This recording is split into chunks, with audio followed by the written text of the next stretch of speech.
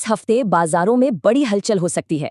वजह जापान का चुनाव और अमेरिका से रुका हुआ डेटा। इस हफ्ते की बड़ी राजनीतिक और आर्थिक हलचल तय कर सकती है कि कौन सी करेंसी ऊपर जाएगी और कौन सी नीचे। तो चलिए सबसे पहले जापान की बात करते हैं।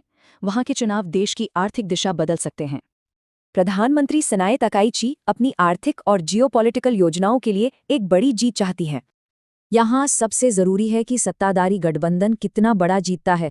जितनी ज्यादा सीटें उतनी ज्यादा पावर। एनालिस्ट का मानना है कि रूलिंग कोएलिशन के एब्सोल्यूट मेजॉरिटी जीतने की 65% संभावना है। अगर एब्सोल्यूट मेजॉरिटी मिली तो $160 तक जा सकता है। ये इंपोर्टर्स के लिए अच्छी खबर है।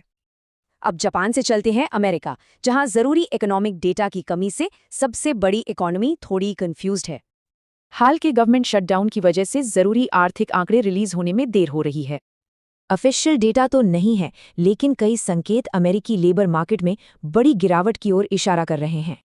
जॉब ओपनिंग्स 2020 के बाद सबसे कम है, मतलब हर बेरोजगार के लिए एक नौकरी भी नहीं है। इस हफ्ते 2 रुकी हुई रिपोर्ट्स आखिरकार अमेरिकी इकोनॉमी की असली तस्वीर साफ कर देंगी। पहली है नॉन फार्म पेरोल्स। ये जॉब्स और इकोनॉमिक हेल्थ का सबसे जरूरी इंडिकेटर माना जाता है। दूसरी है कंज्यूमर प्राइस इंडेक्स यानी सीपीआई। ये महंगाई को नापने का एक थर्मोमीटर है। इसका फोरकास्ट 0 है, तो मार्केट ये देख रहा है कि क्या असल में इकोनॉमी रुक गई है। तो ट्रेडर्स इस उथल-पुथल को कैसे समझते हैं? इसके लिए एक खास टूल है इकोनॉमिक कैलेंडर। ये टूल सभी आने वाले फाइनेंशियल इवेंट्स और डेटा रिलीज को एक ही जगह पर दिखा देता है। इसमें एक सिंपल कलर कोड सिस्टम होता है जो बताता है कि किस खबर का कितना असर हो सकता है। इससे मार्केट की बड़ी चालों का अंदाजा लगाकर उन पर एक्शन लेने में आसानी होती है।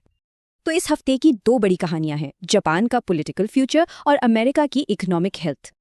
इसका जवाब तभी मिलेगा जब चुनाव के नतीजे और इकोनॉमी का डेटा दोनों आखिरकार सामने आएंगे।